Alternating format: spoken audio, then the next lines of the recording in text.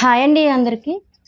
మనకి blouse front part back part joint చేసుకునేటప్పుడు last లో జాయింట్ చేస్తాం కదా, అప్పుడైతే మనకి ఫ్రంట్ పార్ట్ కానీ బ్యాక్ పార్ట్ కానీ ఎక్కువ తక్కువ వస్తాయండి.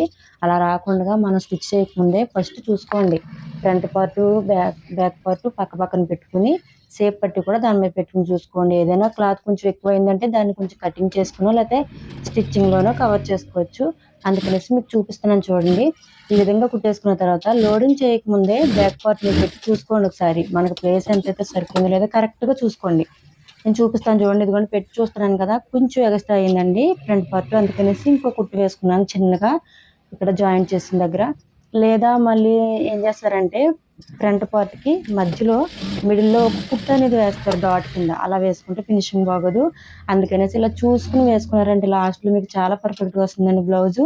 వీడియో నచ్చితే లైక్ చేయండి. నా ఛానల్ సబ్స్క్రైబ్ మాత్రం మర్చిపోకండి ఫ్రెండ్స్.